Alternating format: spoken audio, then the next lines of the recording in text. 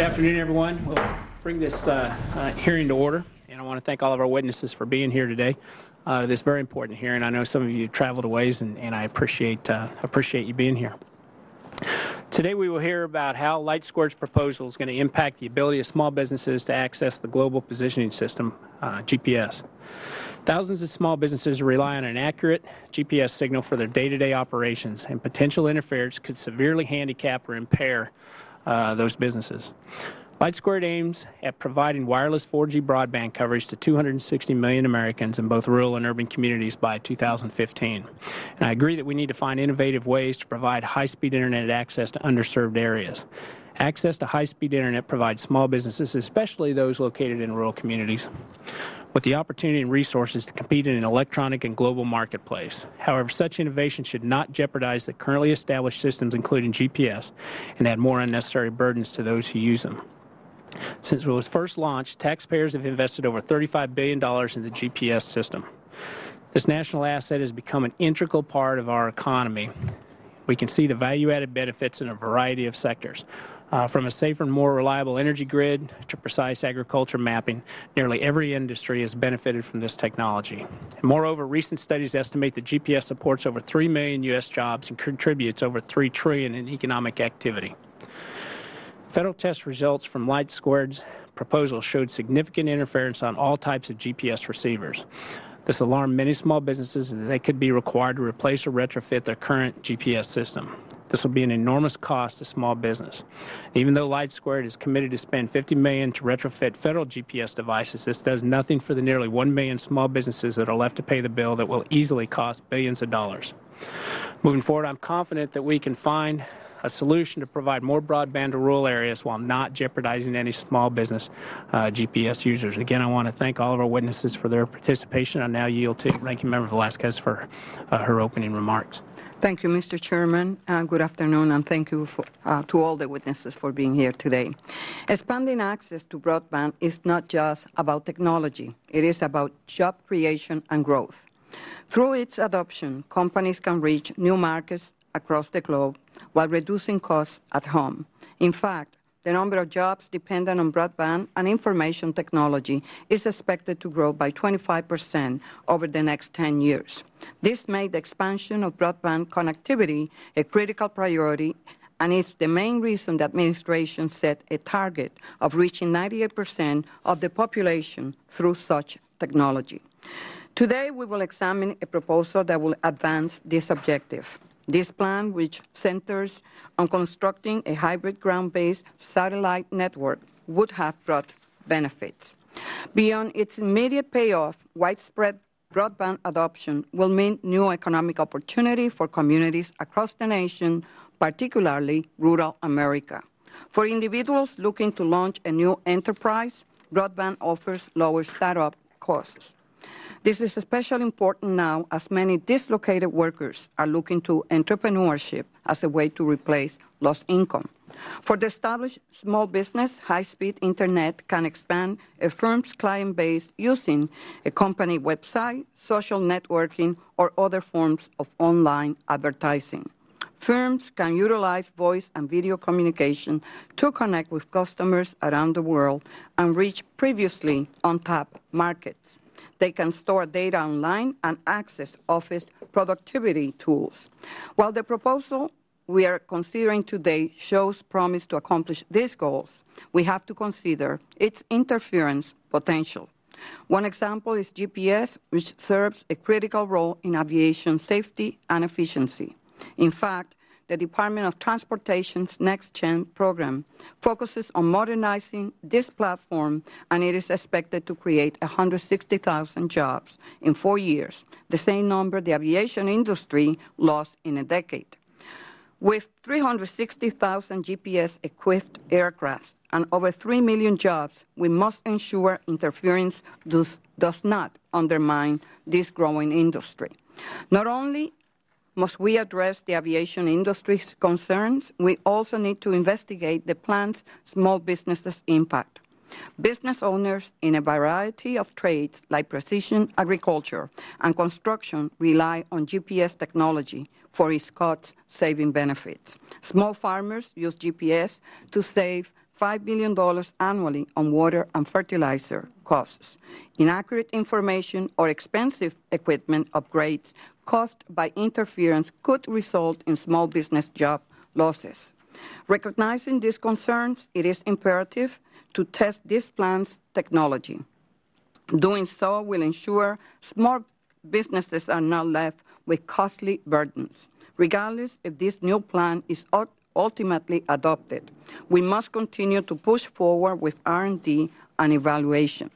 At some point, either through the current effort or subsequent endeavors, we will be able to mitigate GPS interference successfully and bring the benefits of broadband to nearly all small businesses and their customers.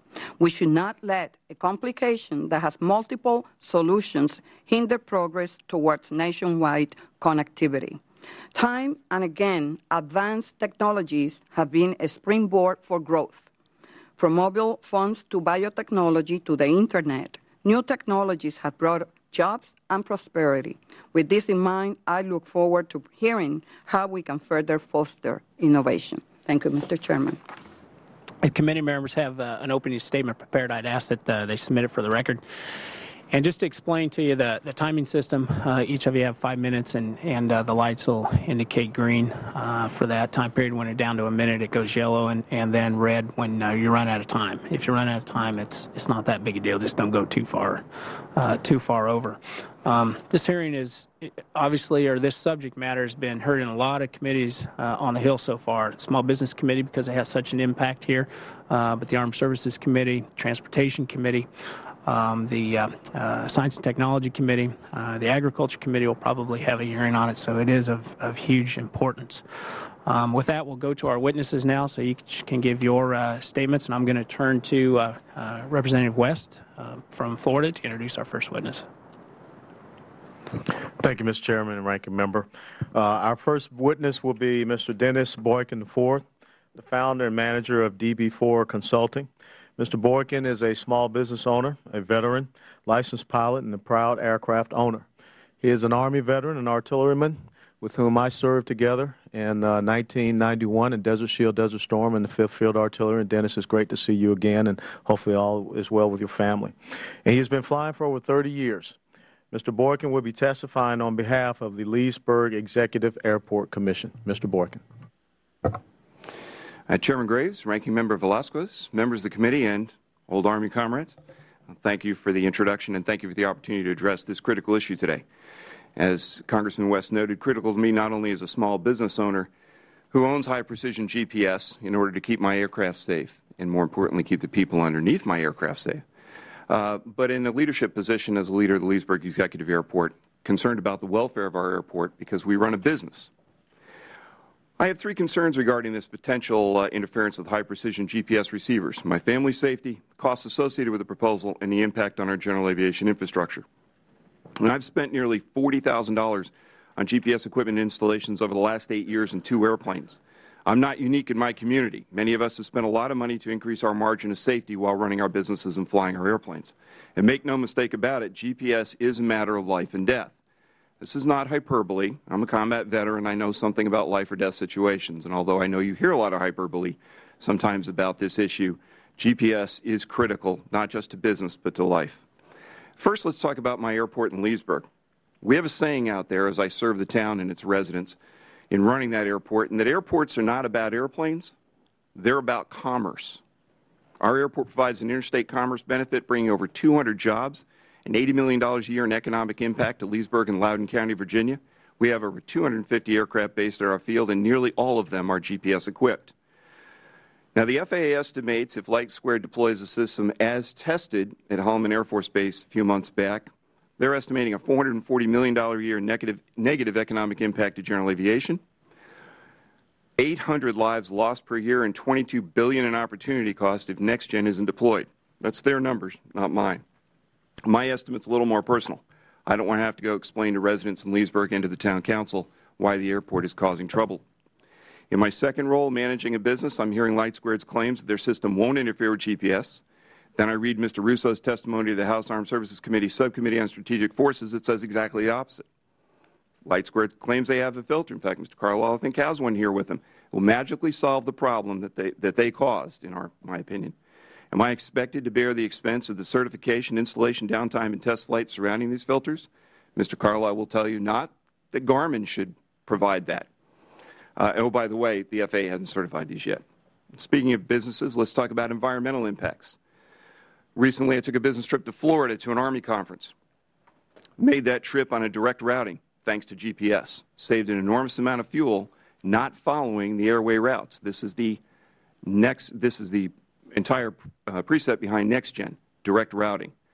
With any impact on GPS, we lose those environmental improvements and the reduced carbon footprint of each flight. And finally, I'm concerned about the safety of every flight. GPS signals, enhanced by wide area augmentation service, have created a precise flight environment today that is unrivaled in our history. Flight is so much safer today than when I learned to fly 30 years ago. I am no longer uncomfortable in getting up in bad weather. Now, let me put you in an entirely likely scenario. Imagine yourself flying in my airplane at night, returning from a trip. We're in the clouds. I'm on the GPS WAS approach to runway 17 at Leesburg, and the screen goes blank because there's a harmonic attenuation from the Lightsquared cell tower I just flew over. Now, the engineers will tell you that cell phone towers only impact ground receivers. Every general aviation pilot on the East Coast will tell you otherwise. And don't ask me why I know this, but up to about 5,000 feet, you can get a good cell phone signal. I just happen to know that. There's absolutely no reason to create this risk to life and property without proper testing and without proper coordination. Now, we're going to hear a lot of testimony about how folks have fixed the problem already and there isn't an issue. Frankly, I'll remind everybody here that we're in a committee meeting chaired by someone from Missouri, and they have a great saying in Missouri: show me. And I would like somebody to put together a test that puts multiple base stations, multiple handsets out on that test range at White Sands and Holloman and make sure this thing really does work before we put lives at risk. I have a little bit of experience. When I used to work for the Motorola Corporation, I had to get trained in RF propagation. I'm not an engineer, but I know that things can interfere with each other. And I hope this committee would have something to say about how that works. I thank you for your time, and I thank you, more importantly, for your service to our great nation. Thank you, Mr. Boykin. Our next witness is Mr. Rick Green. Rick is Precision Agronomy Manager for MFA in Columbia, Missouri. In his role, Rick helps family farmers utilize precision agriculture technology to increase crop yields and efficiency. Rick's testifying on behalf of Agriculture Retailers Association. Thanks for being here. Thank you, Chairman Graves and Ranking Member Venezuela. And members of the committee. I appreciate the opportunity to appear before you today. My name is Rick Green. I'm here to testify on the behalf of the Agricultural Retailers Association, a trade organization which represents ag retailers and distributors of crop inputs, equipment, and services. ARA members are scattered throughout all 50 states and range inside from a fairly small family business to a large cooperative with multiple locations. I'm a Precision Agronomy Manager for MFA Incorporated, a cooperative built by farmers for farmers. Our core business includes sales, service, and inputs of seed, fertilizer, precision agronomy, grain, feed, and livestock supplies. I began my agricultural journey in 1995 when my father first purchased a yield monitor with GPS. During that time, it was a struggle to operate this new type of technology and cope with the inaccuracies of GPS. While at Iowa State, as accuracy started to improve, I came to love what precision agriculture can do for farming. By preserving the environment, minimizing inputs, maximizing yield, and to give our farmers a greater return on their investment. So what is precision agriculture? Precision agriculture is using the latest technology to provide sound agronomic recommendations in a timely fashion in order to maximize yield, manage inputs, preserve the environment to ensure farmers with a sustainable way of farming. So, do some of your areas of your lawn grow better than others? Farm ground is the same way, only on a larger scale. Since then, GPS technology has evolved exponentially. Fleet vehicles use GPS for logistical tracking to minimize fuel consumption. Tractors drive themselves within 1 inch worth of accuracy to minimize overlap.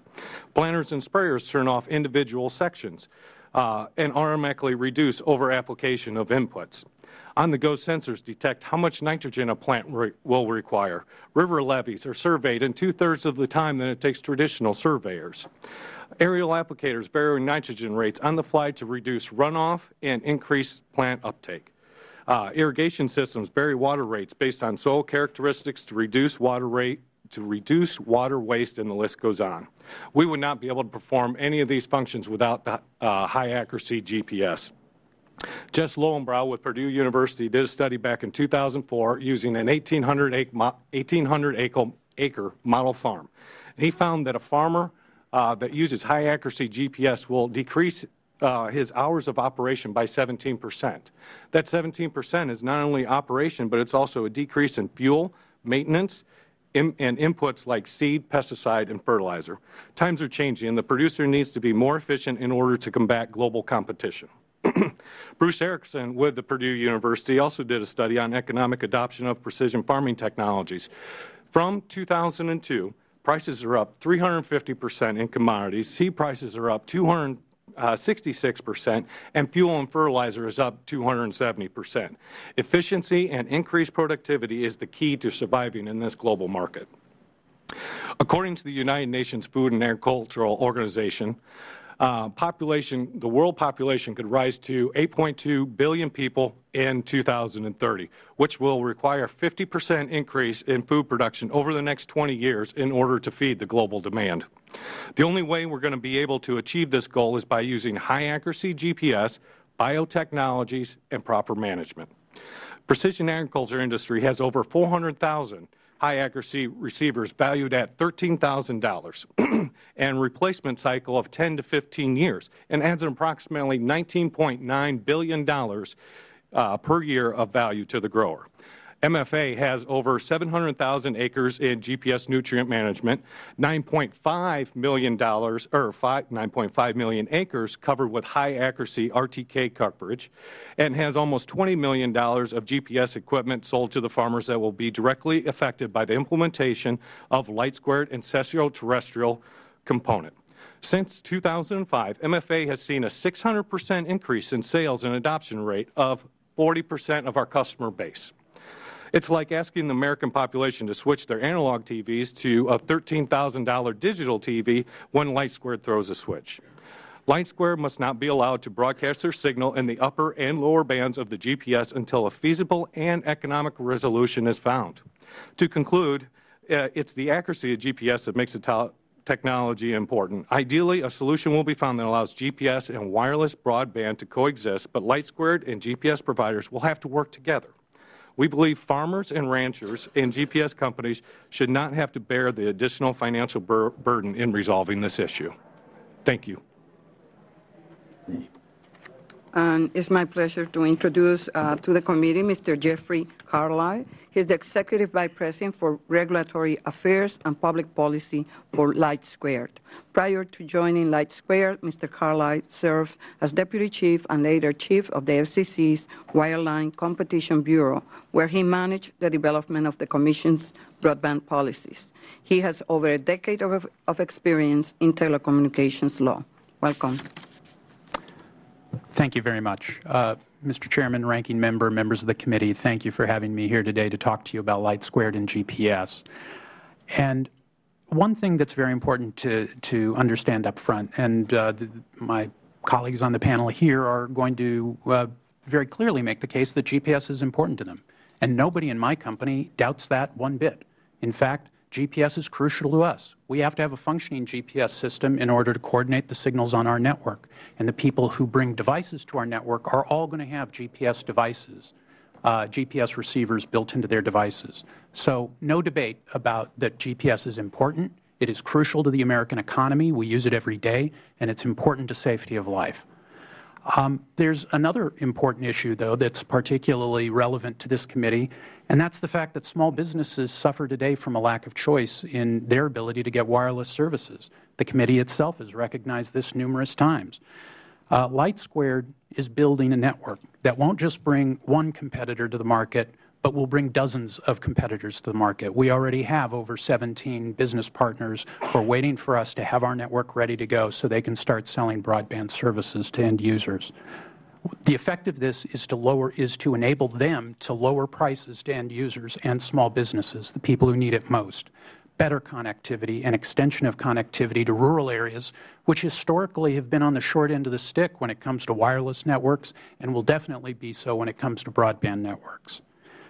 And this is a problem that we have to deal with. Make no mistake, the lack of effective broadband infrastructure makes America 15th in the world in terms of broadband adoption. And why is this important overall? These consume 24 to 25 times more data than a regular cell phone. That was just 3 to 4 years ago, before that started to be the effect. In less than 2 years, we will have too many devices and too little spectrum. We're the only realistic new source of spectrum within that time frame. And let's be clear, there will always be issues with existing uses of spectrum when you have a new network being built. With 700 megahertz, which was another band, it was wireless microphones. With here, it's GPS. With 800 megahertz several years back, it was public safety. These issues can be solved. If we can't solve them, we aren't going to be able to provide services to the people who need them. And that will be small businesses. They're the ones whose bottom line get hit the worst. Not in my backyard does not work in spectrum. There's not one piece of spectrum in the whole range that you can pick that will not have some sort of incumbent issue. So how do we solve the issue? I think, unfortunately, a lot of the commentary that you hear about this conflates our old proposal of starting in the spectrum closest to GPS with the proposals we have on the table now, where we will offer our service on the spectrum farthest away. And this will address the issue for over 99% of GPS devices, simply by physics. They don't look that far down into our spectrum. And that covers cellular devices, personal navigation devices. It covers aviation devices. And to show that effect, the government testing itself, which was separate from the industry testing on this, concluded that initial test results demonstrated that some applications, for example, aviation, were able to operate with little to no degradation when we were operating on the spectrum farthest away from GPS. That's been established for months now. So what are we left with? We're left with precision devices. So we're going from 400 million devices across the country to something less than 750,000, perhaps as few as 100,000. These are the ones that are designed to get to centimeter level accuracy and are used in agriculture, surveying, and construction. And I think there's room for skepticism in terms of the claims as to how hard this issue is to solve. For months now, we have heard about there's not enough room in the devices. It would take a backpack-size filter to fix it. It would cost too much. It's going to take too long. It's going to take years and billions of dollars. Well, I have a precision device right here, actually. It's from an unnamed manufacturer. We bought it on eBay. It's right there. As you'll see, when you take the dome off, there's room in this device, and this is the antenna. This is where you place the filter for the antenna. It's right here. It's this little square here. The filter that we have developed in a matter of days at a cost of $6 per unit is right here. Now, our solution isn't going to be a solution for every receiver. Many receiver manufacturers will have to come up with their own solutions. But what this is a proof of three concepts. It can be done inexpensively, and it can be done quickly. I also think the issue of bearing the cost for this proposal is also something that's misunderstood. Just last August in 2010, Garmin issued a voluntary recall of 1.2 million GPS receivers that had battery issues. Their stock price declined about a cent the day they announced that. So this is an issue that comes up in private industry all the time. Manufacturers who have put devices out there that are subject to this kind of interference when they shouldn't be should bear some of the responsibility, and we have already borne a significant amount of the cost of addressing the issue for hundreds of millions of devices. And I look forward to receiving your questions. Thank you.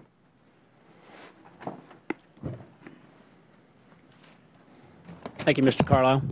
Our final witness is Mr. Tim Taylor, the President and CEO of Free Flight Systems in Irving, Texas. His company manufactures aviation GPS navigation systems for commercial and military aircraft. He has over 35 years of experience in this industry, and Tim is testifying on behalf of the Aircraft Electronics Association. Welcome, and thanks for being here. Chairman Graves, Ranking Member Velasquez, and members of the committee, thank you for the opportunity to appear before you today to discuss the impact of small business GPS users and industry of the proposal from Lightsquared. My name is Tim Taylor, and I'm President and Chief Executive Officer. Make sure your mic's on. Is that better? There you go. I'm sorry. That helps. My name is Tim Taylor, and I'm President and Chief Executive Officer of Free Flight Systems. Today I have the privilege of also representing the Aircraft Electronics Association. The association represents more than 1,300 aviation businesses worldwide, including avionics manufacturers, repair stations, distributors, and schools. Of these, more than 80% are small business.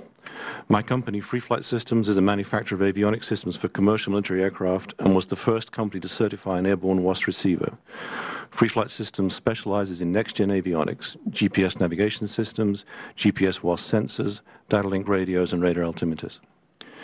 Our entire industry has been working towards the implementation of GPS-based navigation, air traffic management, and landing systems for over a decade. This ongoing transformation of the nation's airspace system, NextGen, is predicated upon the availability of ultra-high integrity GPS position information, which has in turn been made possible by some 30 years of work in GPS technology that lives on the very fringes of human engineering capability. All of this development has been accomplished with a consistent assumption of a certain level of protection of the GPS signal spectrum, one that long predates any of this recent debate. Lightsquared has proposed a nationwide wireless broadband network that pours high-energy radio waves into the previously protected spectrum. We, like all Americans, support a low-cost nationwide wireless broadband network, but not one that compromises the safety and efficiency of the national air transportation system. Quick studies are being undertaken and quick decisions are being made. This is entirely incompatible with the requirements of safe airspace-critical system design. I'm reading of voluntary spectrum self-limitation, and I see reports of instant solutions to interference through the addition of a filter that was thrown together in the past few months. This is not how it works for us. The FAA estimates, and I would agree, no less than 10 to 15 years would be required to bring an amended product safely to the aviation marketplace, assuming no further changes to spectrum use. So my testimony today is not intended to support or deny the reports that have been submitted regarding the compatibility of the two systems. The record has more than enough evidence to draw a conclusion. My intent is to explain the aviation certification process and the extreme cost of small business that any change to the aviation certified GPS navigation and surveillance systems would cause. GPS satellites are low-powered and a long way away. The signals we receive are less than the noise interference generated by the metal box we put the receiver in. But people's lives depend upon our ability to read that information and not get it wrong any more than once in every 10 to 1,000 million flight hours. If you've ever been on an aircraft landing in low visibility conditions, you will appreciate this level of integrity, as do those who live close to airports. To expect the industry to maintain performance requirements like these in a rapid response mode to a significant noise environment change is entirely unreasonable. For example, in a stable requirements environment, we have been developing a replacement GPS for one of our older products for some 6 years. We're still about a year away from a certified GPS engine and 2 to 3 years away from a usable avionics system implementation. Approval of that system into real aircraft will take another 1 to 2 years.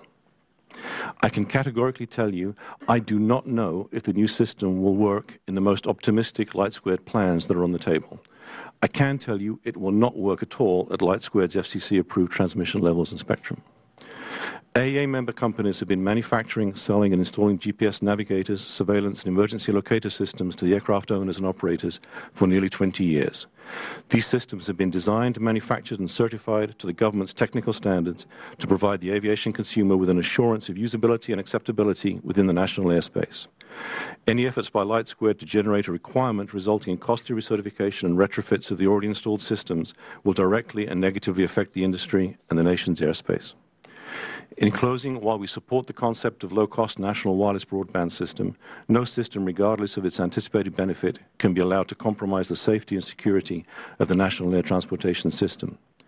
Changes that affect the national air transportation system require long-range planning, and we encourage Lightsquared or any other company to participate in the aviation technical standards development process. RTCA and the FAA have been working towards next-gen for nearly 20 years.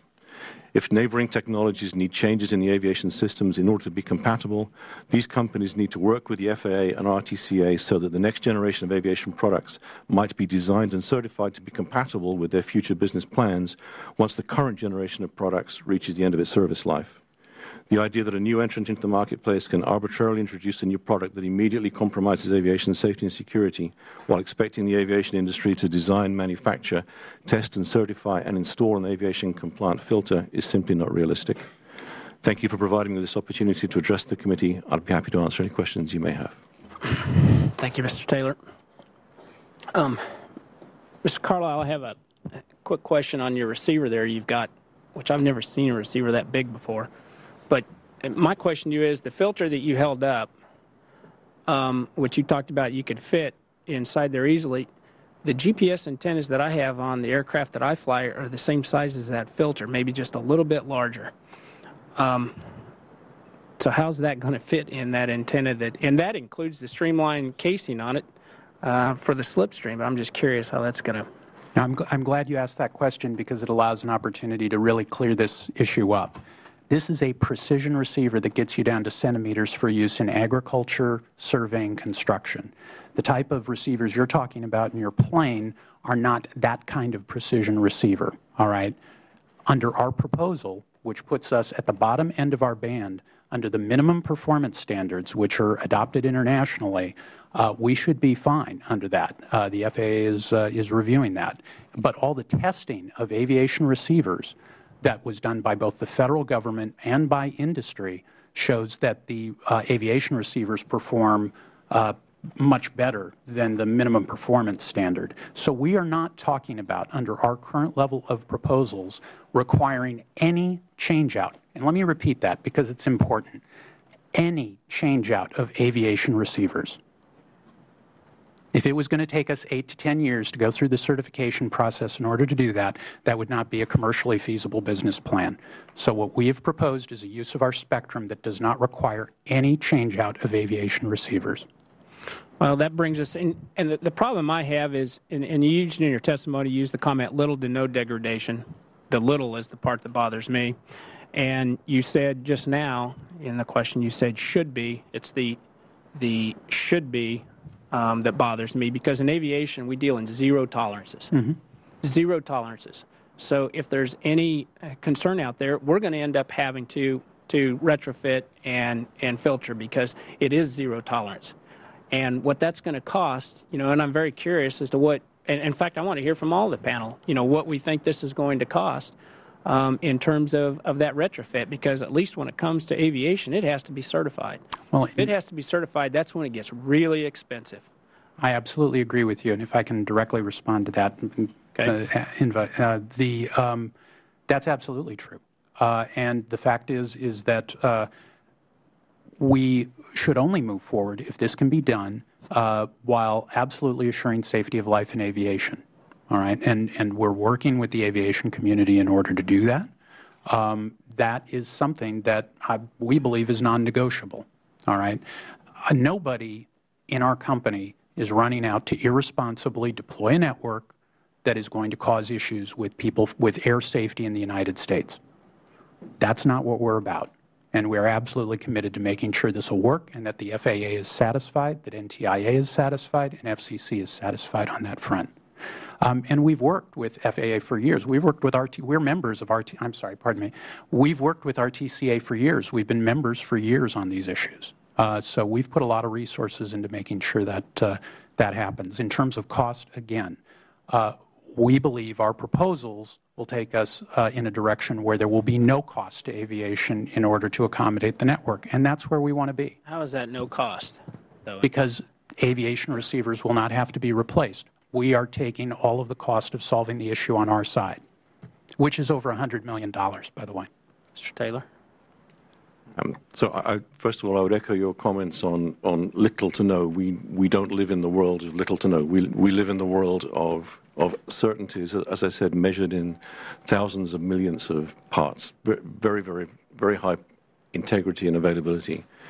of our systems. I would also mention that many of the systems out there were developed back in the 90s. I mean, there's a lot of aircraft systems. We, as a company, have over 2,000, we know, systems flying that were developed in the 90s. The requirements for noise interference testing on those were significantly less than the requirements levied on the modern receivers. So they certainly would have to be addressed. And I have no idea how they would work in this noise environment. No one has yet tested one.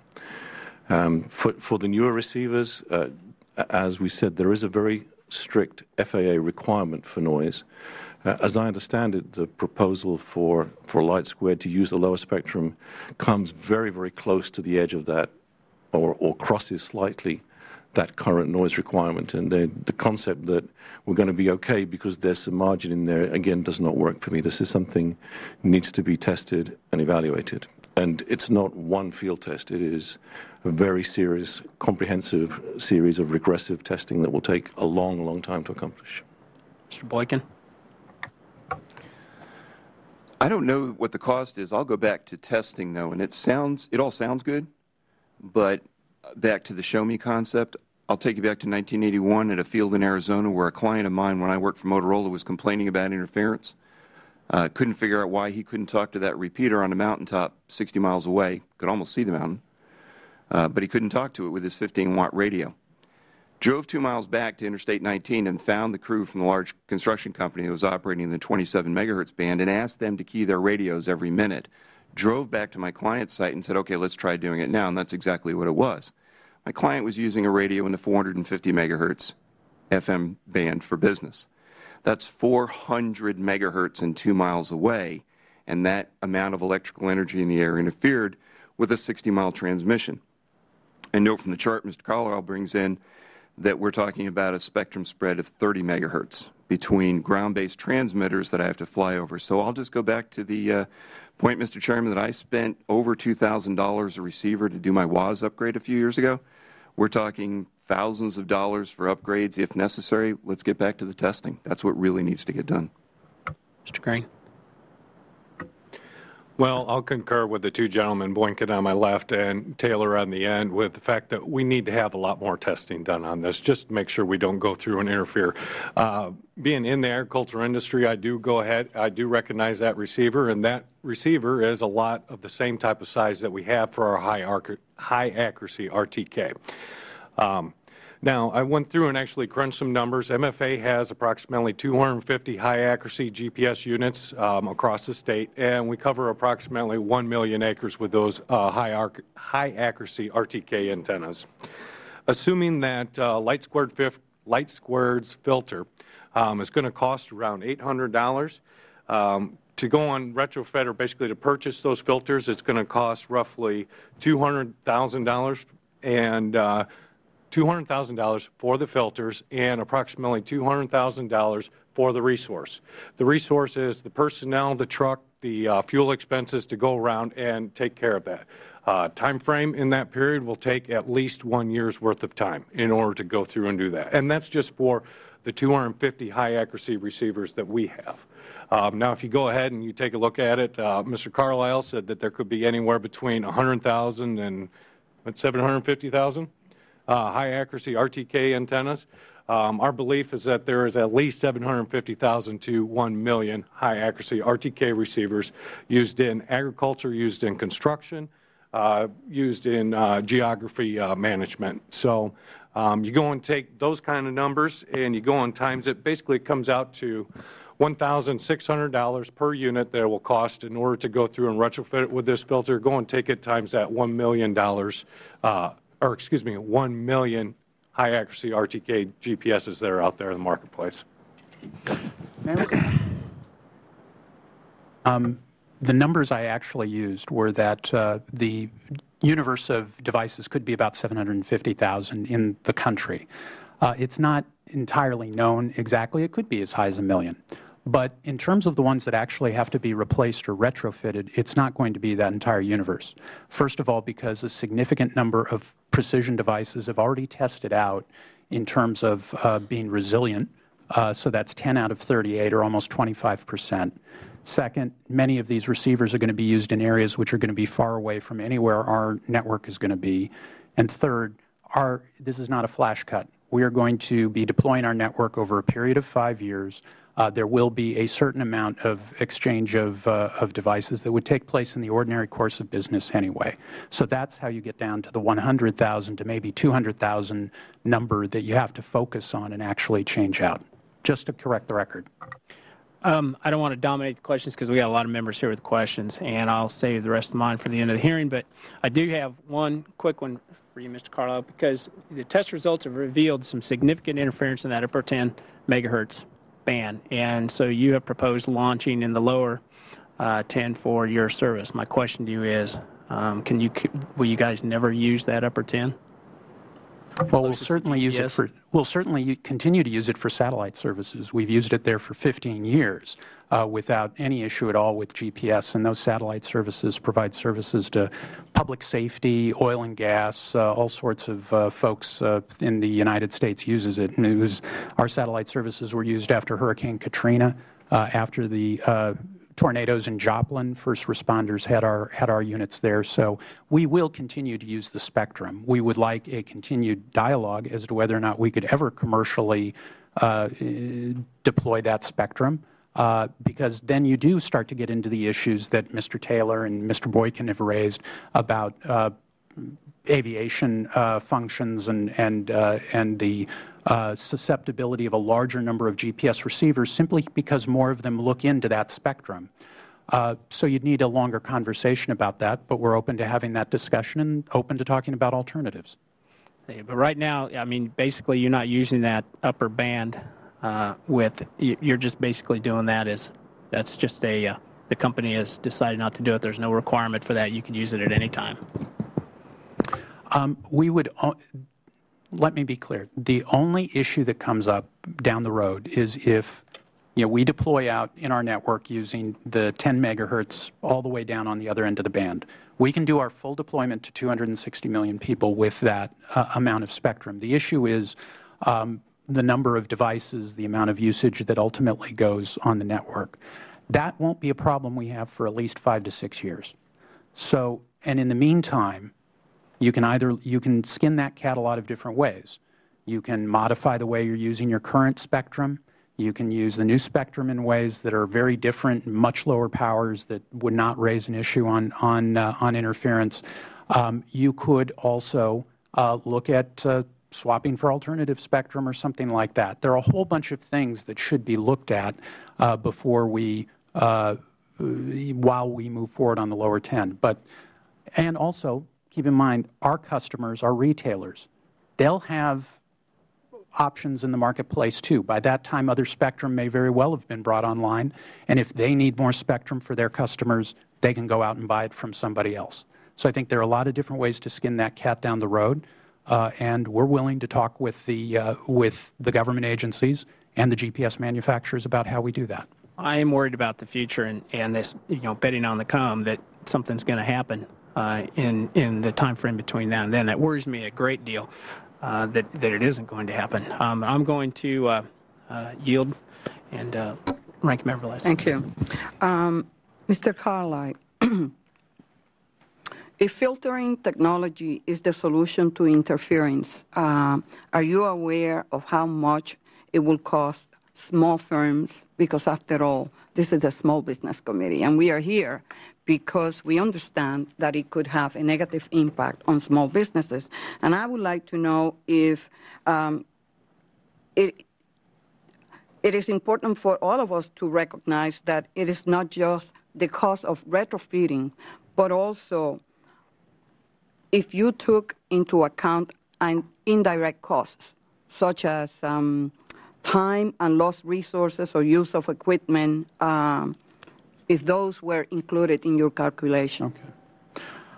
Well, that's a very good question, and thank you for asking it, because I think it highlights an important point there, is in that filtering is not the only solution. Filtering is the solution for high precision receivers. Okay, for the vast number of small businesses who day to day only use consumer level devices that aren't precision, moving down to the spectrum and lowering our power is going to address the issue for them. Now, for those small businesses who do use precision equipment, Our very strongly held belief is it shouldn't cost them a cent.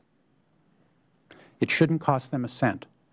We will be deploying our network in a way that they will have advance notice of where we'll be and when we'll be there. There will be time for them to work with their manufacturers to get alternatives, and the manufacturers really should be stepping forward on this.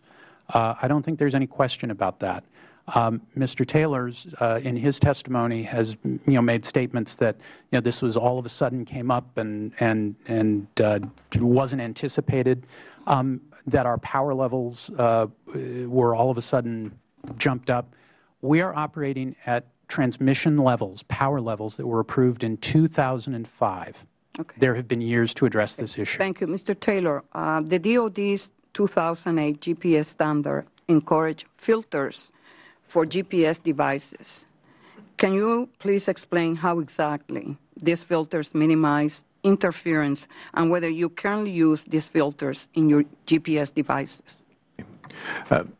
First of all, we do not make much in the way of military GPS. We do a small amount of military GPS, so I cannot specifically address that question. From a more general aviation receiver point of view, we would be happy to look at filtering as a possible means of mitigating the risk associated with the spectrum challenges we're talking about. GPS is different from telecommunications. The way GPS works, the signal, I will not get technical, I promise, but the signal is a broadband spread out signal. We need, in order to reliably discriminate the information, we need to be able to see a broadband signal. So filtering limits that, and filtering will impact the performance of our receivers. I can't tell you today to what extent. Okay. Mr. Carlyle, I understand the updated plan includes a design to eventually expand operations to the entire spectrum band, yet no details have been provided. Does the company have a timetable for this expansion, and how will this affect GPS?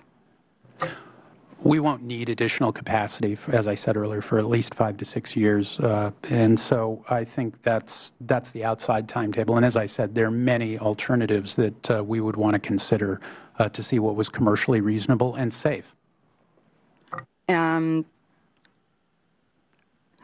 Your company believes that its plan can increase coverage to at least 260 million people by the end of 2015. In light of our current economic conditions, what role do you see your company's expanded wireless broadband network playing in job creation? I think it'll play a significant role in it. To build that network, you have to plow $9 billion into the American economy. We've already spent $1 billion in American technology to put our satellites up. That was with Boeing in Washington State and Harrison, Florida. In order to achieve a network build like this, you have to spend a tremendous amount of money all across the country. Wherever you put a tower up, that's folks from your vendors, that's contractors, that's small business people providing that service, and then it's contractors and small business people providing the maintenance going forward. So we have estimated very conservatively that the impact of our investment on the American economy is 15,000 jobs supported a year for each of the 5 years of the build-out. Following that, each one of our business partners, because they don't have to spend money on owning and maintaining their own network, can plow that money into their own retail operations and hire jobs there. Okay. Okay. My question to the other three witnesses. The FCC believes that Lightsquared proposed network is going to benefit and have a positive impact on broadband access for rural small businesses. But we also know that existing GPS technology will be harmed. So my question to the three witnesses is, how do you recommend that we proceed going forward? Should an innovative idea be outright rejected without any real attempts to find a technical solution? Mr. Boykin. Thank you, ma'am. And obviously, we don't want to withhold any technology. Technology has led our economy. I'll go back to, I'm starting to sound like a broken record here. We need to do some testing. Things aren't always as they appear to be in the RF spectrum. And I'll point back to the fact that the original test had one base station. I pointed out earlier I used to work for Motorola. Motorola was not only the company that designed land mobile radio in the beginning, Motorola is the company that invented cellular technology with the 800 megahertz system Mr. Carlisle referred to. Those experiences at Motorola taught me that when you get 2 or more radios in close proximity, things get different. And you'll note that some of these tests were done with one radio in an anechoic chamber, a noise-free chamber. We need to put a couple of base stations out there, a couple of handsets, and I'll offer up my airplane. If somebody wants to chip in for the gas, I'd be happy to fly out to New Mexico, it's a beautiful state, and fly over and make sure that this thing actually works. Mr. Green. Thank you. I concur with the rest of the group that the fact that we need to do some additional testing, and being a Cubs fan and knowing that their spring training happens out in springtime out in Arizona, I'd be happy to go out there and help out in any possible way that I can. However, definitely some more testing needs to be made. We feel like broadband internet will bring an exceptional increase to our business perspective as well. But if we don't have the GPS to collect the data, there will be no data to transfer into in order to do more processing. Again, we all agree that we need more broadband services in the country, no doubt. But from the aviation community's point of view, it's taken decades of a complicated interaction between receivers, GPS constellation, ground infrastructure, to come with something that's robust enough to be safety of life for people to fly safely. And one or two flight tests would be fun, but it will not answer the question. And I cannot tell you there is a fast answer for this. I think it is going to take time and analysis and interaction. I cannot see any other answer, I'm afraid. Mr. Carlisle, what is wrong with testing?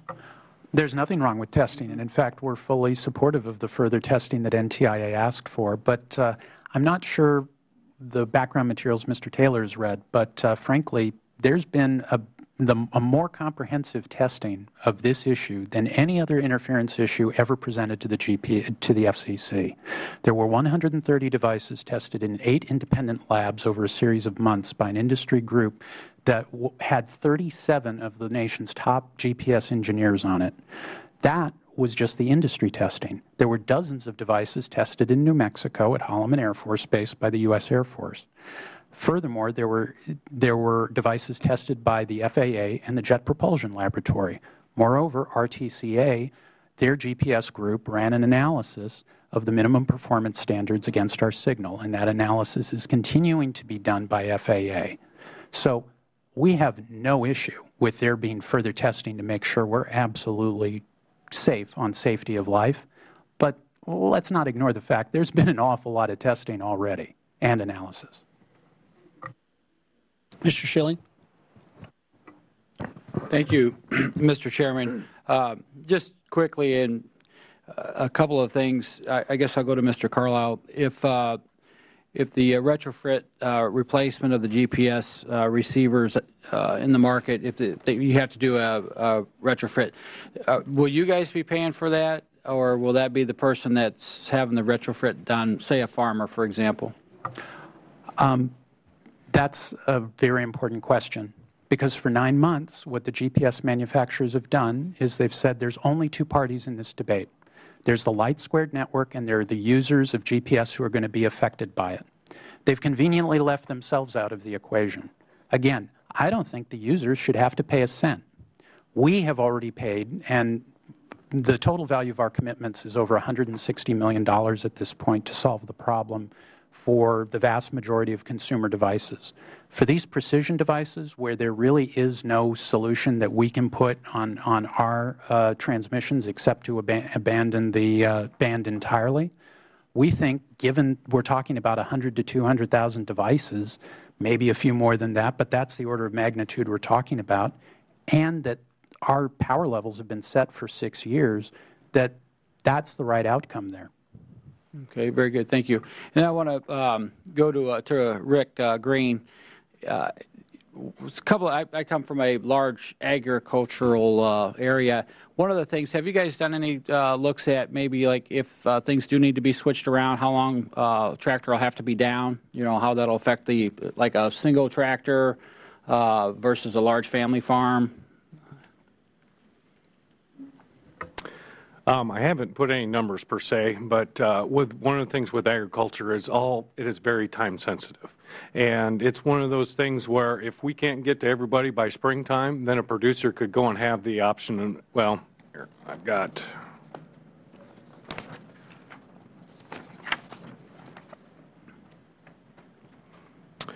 A producer could go and see a projected downtime of, well, let me just give you an example. So in the state of Missouri, we have 1 million acres underneath high accuracy RTK coverage. Okay, corn. Say, for instance, those acres don't go through and get planted. That will be $1.26 billion that the producers will have lost that year, just for our 1 million acres that we have in the state of Missouri. Okay, that's a lot of corn. Okay, very good. That's all the questions I have. I yield back my time, Chairman. Mr. West. Thank you, Mr. Chairman and Ranking Member. My question, Mr. Carlisle, and I guess I'll take it into a little bit different direction. You're talking about developing this out in rural communities, correct? I'm very concerned because when you start to look at a lot of military type of activity, military activity are out around a lot of rural communities like NTC, National Training Center, 29 Palms, China Lake, impact areas, and this type of thing. My question is, what type of testing and what is your implementation plan? What have you done to work with the Department of Defense as far as aircraft, helicopters, fixed wing, laser designating devices, and as well as smart munitions? Because I think it would be a bad day for small businesses and communities if that spectrum were to somehow interfere with a training exercise, and all of a sudden a smart munition ends up somewhere where it's not supposed to be. Thank you for your question. We've actually been working with DoD since 2008 to coordinate the use of our spectrum, and with the OASD NII group within the Pentagon. And in terms of the more recent identified issue with GPS receivers, which was really only brought up in September of 2010, we have had extensive exchanges with U.S. Space Command about the use of GPS within the U.S. military, also with Northern Command. General Shelton's testimony before the House Armed Services Committee a few weeks ago quite accurately outlined the fact that, well, you got to train the way you're going to fight, and so we have to be using the same equipment here as we're using over there. The fact is that we know where the training facilities are. We know where the proving grounds are. Today, we operate under a very significant requirement to limit our power near airfields and near navigable waterways. It limits our power significantly in order to avoid any interference with aircraft or maritime receivers in our band. You can extend those operating limits to base stations we might put near military bases in order to avoid that interference, because you know where the activity is going on. That's one thing you can do. There are other options. Well, then my question is, have we actually put some of these towers out there and run some tests on this with across the spectrum with different types of aircraft and munitions to make sure that we are certified? The U.S. Air Force ran classified testing of military receivers in New Mexico in April of this last year. Those results are classified. Our cleared consultants have not seen them, but we would assume they've run that testing. Now, they ran it under our old business plan, which was to start closest to GPS, and that's part of the reason there was a need for further testing now, is to make sure that the lower 10 option works for those. And for the rest of the panel, I guess the question is, when was the first time that you all really heard about this impact or potential interference on the GPS system? Was this, kind of like surprises that we should be just restrained to birthdays? Well, I'm not sure about the about birthdays, Congressman West, but I can tell you that like a lot of issues that come up in public policy, We had a land development issue next to our airport that we learned about by reading about it in the Washington Business Journal. We learned about this by reading about it in the newspaper. I understand that the most recent application to the FCC over the Thanksgiving weekend last year literally was over the Thanksgiving weekend, and the public notice came out with a 10-day turn over the Thanksgiving holiday, which, having done a lot of business with the Federal Government, I find pretty speedy. But our first indication of this was strictly out in the public arena. Same thing here. We basically first heard about it in the public arena probably around the March or April timeframe. And then from there, it was quite simply kind of watching the news to see as this thing progresses. And the same answer, I'm afraid. It's been less than a year, and been trying to keep up with it as reports appear in the press. We have more recently been contacted by the FAA and by the military to provide receivers for testing. So we're beginning to become involved that way, but quite recently. May I say when we first learned of it? I'll be very quick. We first learned of it in September of 2010 when the GPS manufacturers brought it to the attention of the FCC. We have actually been working GPS interference issues with the GPS community since 2002 when we reached an agreement with them to limit our emissions into their band. So we have a cliff on our spectrum. There are filters in our transmitters that stop our signal from leaking into GPS. The issue that was, and there was no problem with that agreement for 8 years. There's still no problem with that agreement. All the equipment tested out the way it should.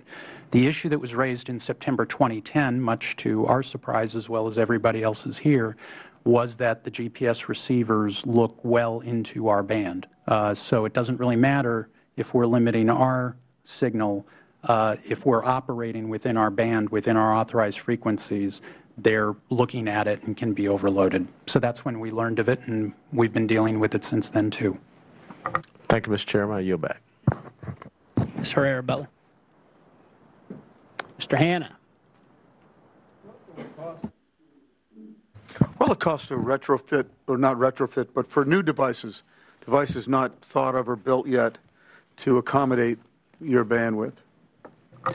It depends on the device. If you're talking about cellular phones, where you've got millions of these devices and you can build at a very high level of volume, you're talking about filters that cost less than a nickel that exist today that can go into this. I think there was some ambiguity, or nobody really knew how expensive it would be to develop a filter for precision devices, which are really the hardest ones to deal with. Well, we now know that you can deal with precision receivers that are on the market today and also sold to government agencies and surveyors and all sorts of people who use them for $6. So going forward, this is a very small incremental cost to deal with. And you estimate that you'll be able to provide Internet service to another 50 billion people in rural communities? Is that on top of the 260 million we're required to? Yeah. Absolutely. I mean, we have already struck deals with several rural companies that we have the potential to go outside of our footprint.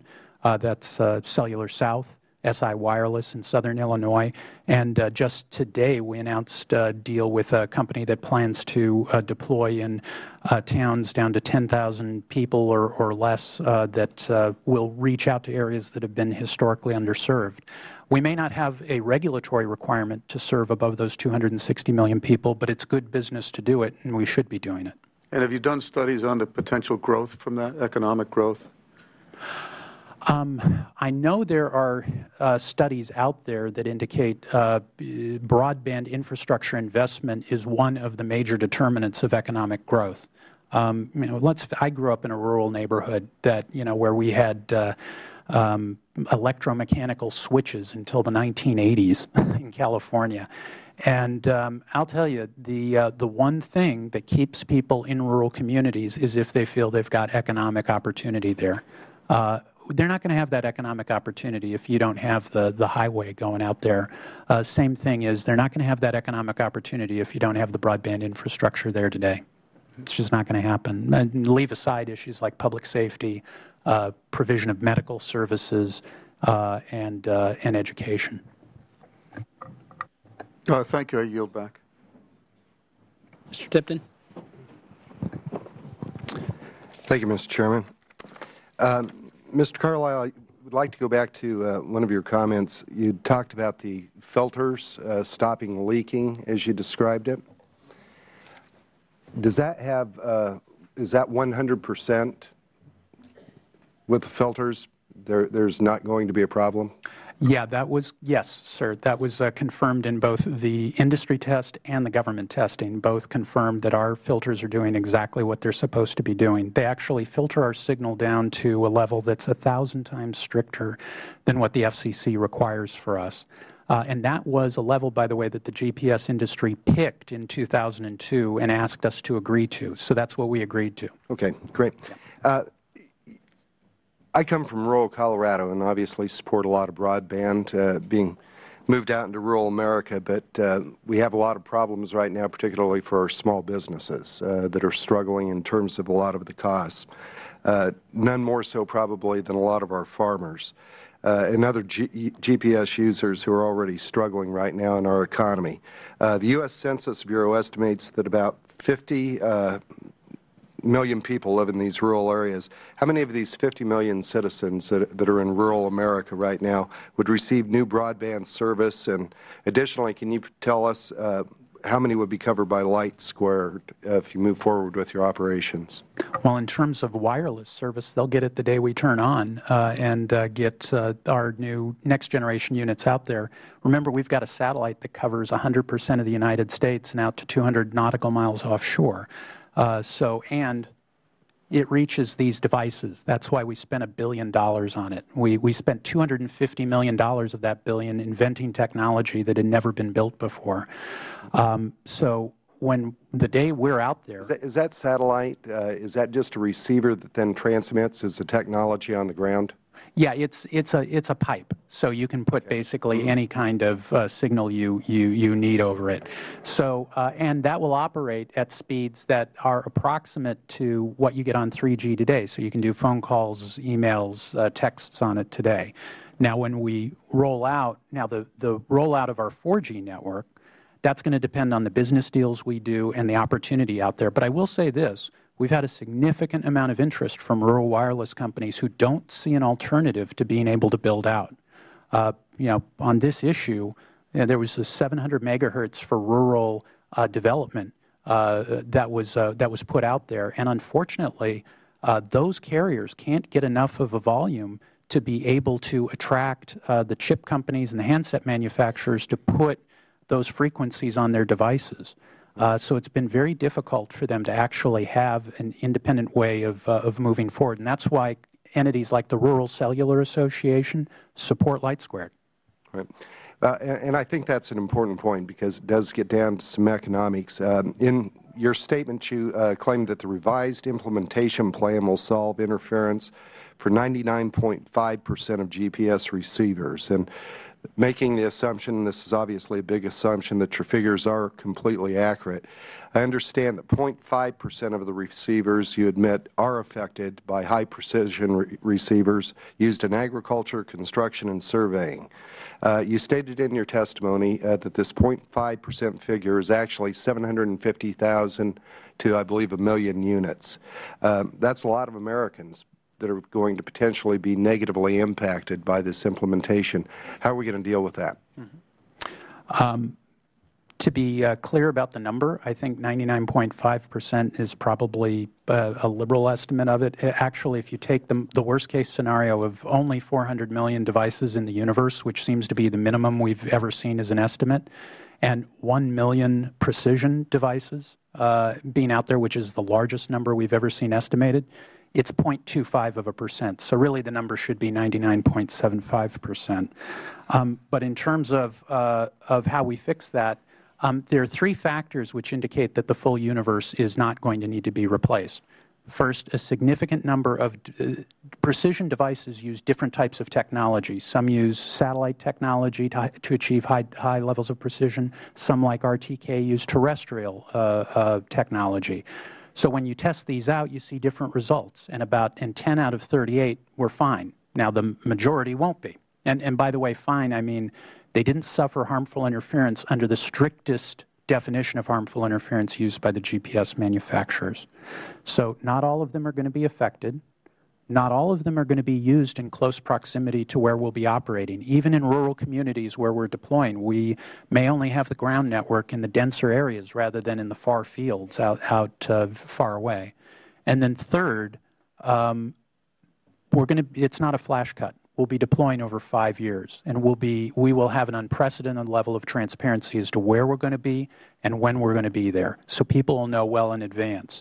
And a certain number of these devices are going to change out in the ordinary course of business anyway. So in terms of the cost, I think you start getting that portion. If you assume it's 750,000 or a million, is it 50? Is it 300,000 devices? Is it 200,000? Is it 100,000? We've seen that estimate from some GPS manufacturers. I don't know, but it's not going to be the full universe, and we believe that cost is appropriately borne by the manufacturers. Yield back, Mr. Chairman. Thank you. Mr. Vavamady has no questions, which let the record show that's a first time. And so, Mr. King. Thank you, Mr. Chairman. I appreciate you holding this hearing. It's something that needed to be and still needs to be aired out, and I find myself in one of those conflicting pieces of real estate that is very much impacted by the GPS guidance of our farm equipment, and also can use a little more broadband. But I wanted to direct my first question to Mr. Green, and that is the impact on precision farm equipment GPS guidance. And as that was developed, I don't know how many years ago we're talking about, perhaps 10 years or so ago, as it was putting in place, do you have knowledge of any efforts that were made to look at the spectrum then? And do you have the basis by which the decisions were made to build out the ag guidance technology on that spectrum? Yes, I'd be happy to address that issue. The agricultural industry looked at that kind of spectrum back in the, I believe it was around the late 90s, early 2000s area. And one of the things that I've gotten from several manufacturers of GPS is that they were actually asked to have their spectrum in that area be movable, if you will. So if the company called SkyTerra at the time would like to go and change the OmniStar megahertz signal that it was operating it on, the company could go and move it from one side of the spectrum to the other side of the spectrum. Okay, and your perspective on this is that the spectrum that's been purchased by Lightsquared, you disagree, I think, to where the overlap might be. Is that a fair characterization? Yes, that's correct. And if a decision were made then on where that bright line might be rather than where that gray line might be, how would you respond to this? And that would be that if a company or an entity purchases spectrum, that they have a complete and full legal right to that spectrum, aside from the definition of where that bright line versus gray line might be. Would you agree with that? Mr. Green? Yes. Thank you. And then, so if there's to be mitigation of this problem that I sure hope does get resolved, and the testimony that's been here in the dialogue about the filter, that at least presumably and can resolve this, what's your position on which side of this spectrum should pay for that technology? Which side of this argument should pay for that technology? You know, there is an old interference phrase that goes across the regular wireless network, first come, first serve. And basically when you go and put a new frequency up on a tower, if your frequency interferes with somebody else, then you have to go ahead and remove your equipment or find an alternative way in order to resolve the issue. But provided you own that spectrum, as you've said earlier. Yes. Okay. Correct. And so aside from that, I mean, I guess I'll say even with that argument, let's just say that some entity has the authority to make this decision clearly, and they draw a bright line.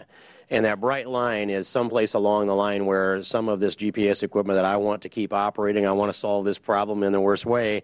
If that finds itself on a spectrum that is as clearly and legally determined to be Lightsquared's, then you would say from a legal perspective, it's up to then the ag industry to take care of the cost of the filtration.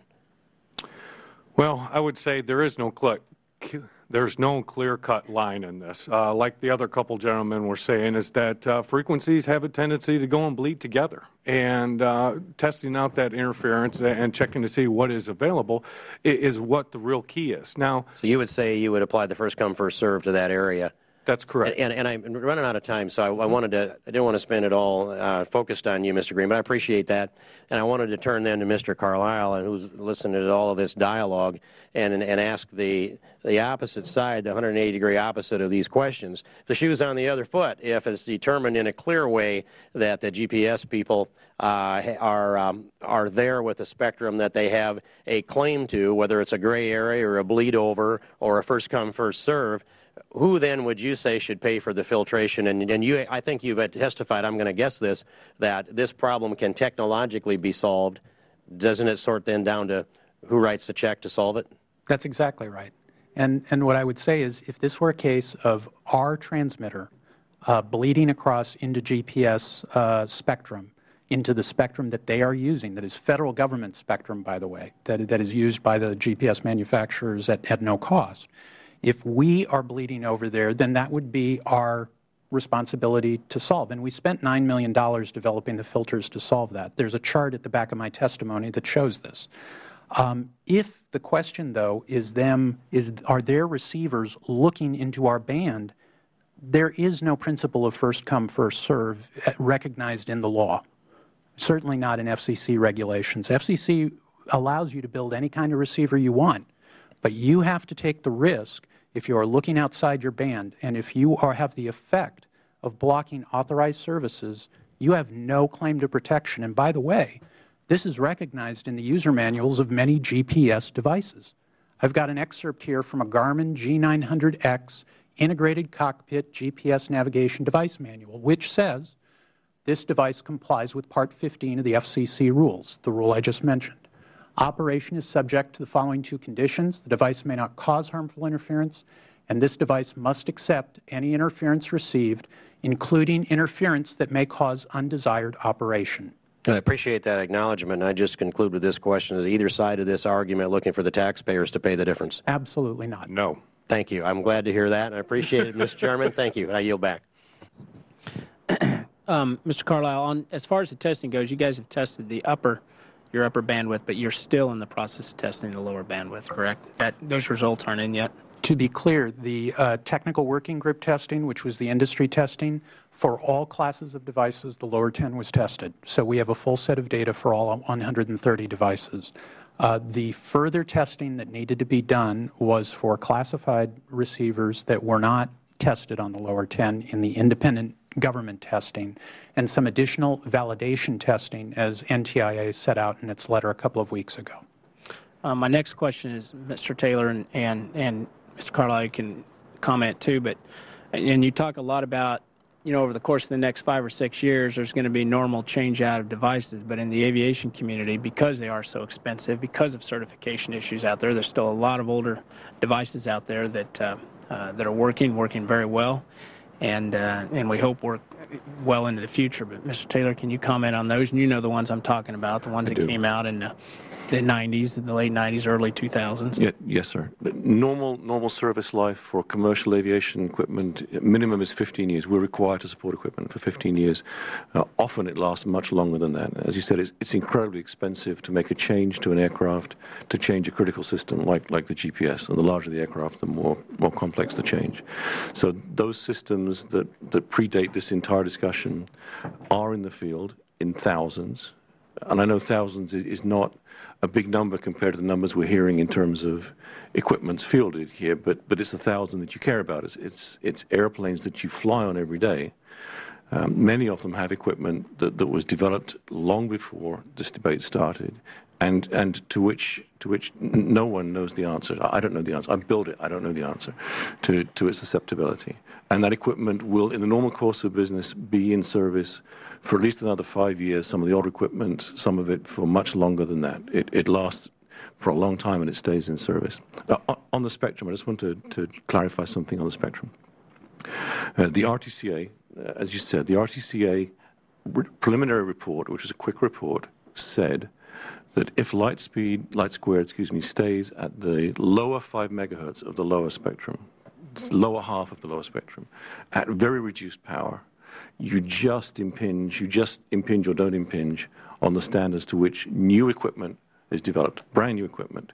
If you go to the next 10 megahertz, next 5 megahertz, the lower band, its acquisition is affected, tracking might be affected. You go to the upper band, then acquisition and tracking is affected. RTCA said that at the full spectrum, there will be no GPS aviation service over the entire eastern United States and close to any major city where this system was operating.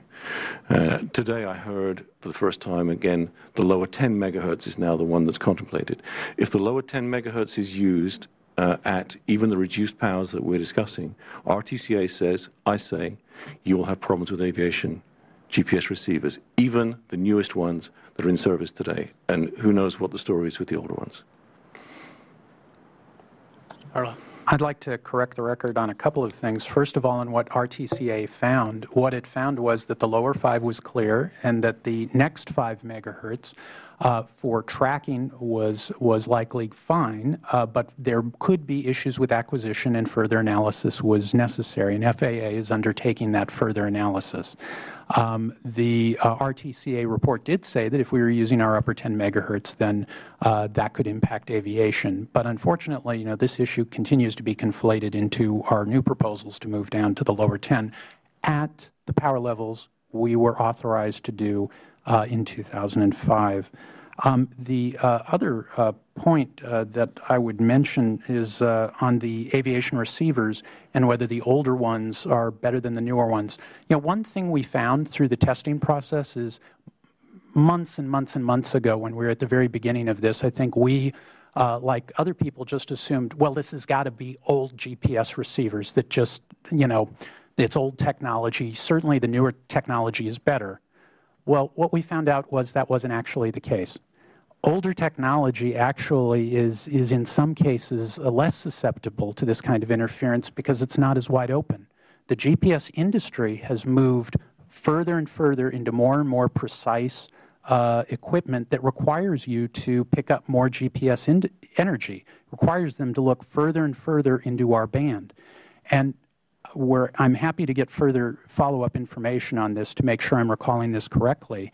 But my understanding is the older RTCA standards, which predated the currently applicable ones, are actually less open and have less wide open receivers than the ones that are currently authorized under the current standard. And that's the one that's being analyzed today. But I'll provide follow-up information on that to make sure that's correct. Mr. Boykin, did you have a comment? Far be it from me to spoil a really good party, but in fact I'm following along with the RTCA paper, and Mr. Carlisle is exactly accurate in his comments about that. But what it points out there is that there is a small margin for error. That same paper points out that traditionally, GPS being an aviation safety service, the analysis includes a 6 decibel safety margin as standard practice. I'm starting to see numbers here that are getting very small and a very small safety margin, so my comment to that would be back to the same comment we started with. There's a significant amount of testing that needs to be done, and as my colleague from the GPS manufacturer said, that isn't going to be taken lightly and isn't going to be done tomorrow. Mr. Green, I'll give you the last word.